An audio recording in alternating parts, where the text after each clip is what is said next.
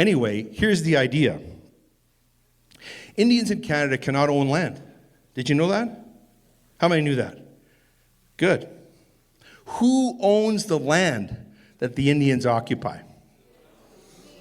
That's right, the Crown and right of Canada. So when you see on the news that the Cowichan band is getting Indian title, what are you hearing? A lie. That is a lie, okay? Courts create a legal fiction, which is another form of lying. There's no such thing as Indian title. They don't own land the way you and I do, if you're fortunate to own land in Alberta, and I hope you do. So when the Cowichan band gets the land that's worth hundreds of millions of dollars belonging to people in Richmond, out on Vancouver Island, who owns that land? Your federal government. Okay? Now let's talk about Musqueam. You've heard about Musqueam? Okay, Musqueam. An agreement that the federal government has entered into with an Indian band that actually doesn't really exist because there are no treaties in British Columbia. So all of the Indian bands in BC are fake. They are legal fictions. They do not exist. But the federal government has created the fiction, okay, the appearance of an Indian band to whom they are going to transfer the city of Vancouver, the third largest city in Canada, is going to be transferred to an imaginary Indian band. This only in Canada, folks. Used to be Red Rose. Remember? Only in Canada, eh? No, this is happening. This is happening. So who's going to own Vancouver? The federal government. Okay? Now, here's the problem. Under our current constitution, which is actually a pretty good constitution as constitutions go, under section 9213, the province owns all property and civil rights. That includes land. That includes Vancouver. That includes the land that the Cowichan want. They don't own it because it's not Indian land. There's no treaty. How is the federal government getting this land? How are they doing it? Through the cooperation of the provincial government, Mr. Eby. You see? Who knows how many countries in Canada have adopted UNDRIP? Does anybody know what UNDRIP is? Okay. United Nations Declaration of the Rights of Indigenous Peoples, which says that any land that Indians in Canada think is theirs, it's theirs. It's like, remember on Sesame Street? Mine, mine, mine, mine. That's it. Okay? Only one country in the world has been so insane as to adopt UNDRIP. Canada has that distinction. Only one legal jurisdiction anywhere in the world has been even more insane as to bring UNDRIP into provincial law, and that's British Columbia. And that's why British Columbia is disappearing. And folks, I'm sorry to tell you this, the same thing is going to happen in Alberta if we're not careful. Maybe you don't believe me. And some of you, I talk with some of you, you think, oh, well, you know, this Alberta government, they're on our side. Danielle's got our back. She's going to support that referendum. By the way, she's already tried to torpedo it by muddying the waters with a whole bunch of other questions. But I'm going to give you a little bit of end off on this, a little bit of constitutional history. And my friend Michael Wagner probably knows this, but in 1881, the House of Lords decided a case of Citizens Insurance versus Parsons. It's a very important case in Canadian history. So what was happening back then? Well, it seems, surprise, surprise, that way back in the late 19th century, the federal government was trying to expand their own powers. Just imagine. Just imagine. And this has been happening since the beginning of Canada. Even before Canada was a country, this was happening.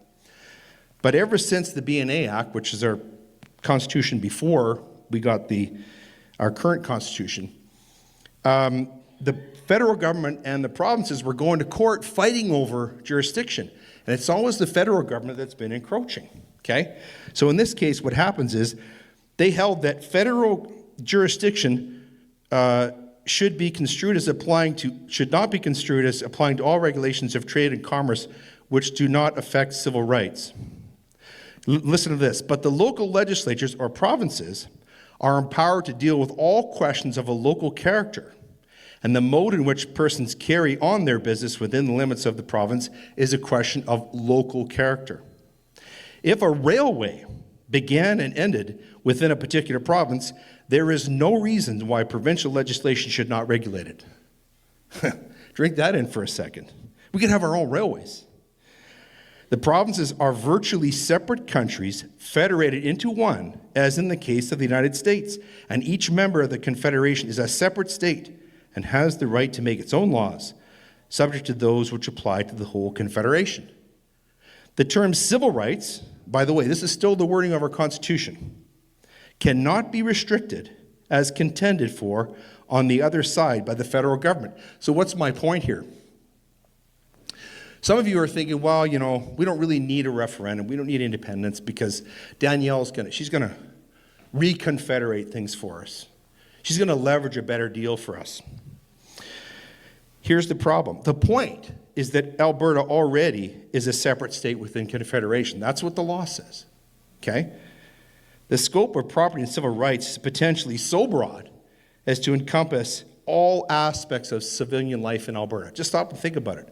Can you think of something that doesn't come under the heading of property and civil rights? I can't. I can't think of one thing. So we already have, under our Constitution, all the authority we need to have an independent state. Why don't we have it? Well, I'll tell you why. Here's the problem. If we had a provincial government with the courage and the integrity to govern us in accordance with the existing Constitution, independence would be superfluous. In other words, we wouldn't need it. It is only because our provincial government is complicit in expansion of federal power that the Alberta independence movement even exists. When you see these men in headdress who are all well paid to be there, who are they representing? Well, they don't represent me. I don't live on their reserve. None of these people are my chief. My people are in Saskatchewan. So who are these people representing? So they represent a small fractional bit of the population. But it's worse than that, and people need to understand this. If you look over in BC, if you want to see what's coming, all you people who are standing up to hear our national anthem in the Blackfoot language at the Calgary Flames game recently, all you people who stand up for land acknowledgements, look over in BC and you'll see what's happening. UNDRIP has only been adopted, that's the United Nations Declaration of the Rights of Indigenous Peoples, which is a United Nations operation to put into effect, you will own nothing and you will be happy. It is a land grab. So what they're doing in British Columbia is they've through the Cowichan decision, through the apparatus of the courts, they've taken huge tracts of land there from private owners. Now, the government of Canada somehow has assumed the right to give away Vancouver to Indians, to an imaginary tribe of Indians, which doesn't actually exist. So we have imaginary Aboriginal title that's created by our courts in 1997. Now we have imaginary Indian tribes in British Columbia, and our government, which has no authority to give away private property in provinces, because Section 9213 of our Constitution says that's only in provincial jurisdiction, is giving away Vancouver. So what's happening in Vancouver is an experiment that's being conducted, and it is a virus that's going to spread to the whole rest of the country. So what does this have to do with Alberta independence and Mr. Nenshi standing up there? Well, Mr. Nenshi and those chiefs, they're seeing what's happening in BC, and they want to bring all of that to Alberta. And those of you listening to this understand, we're next. Alberta's next. We don't get through in this independence referendum. They're coming for us, they're coming for the oil, they're coming for our land. Alberta is coveted by the globalists, and UNDRIP is a globalist land grab that has to happen by destroying the Canadian nation, which is what they've done, primarily by removing God at the head of our state. Because as Chesterton said, once you don't believe in God, once men stop believing in God, they'll believe in anything.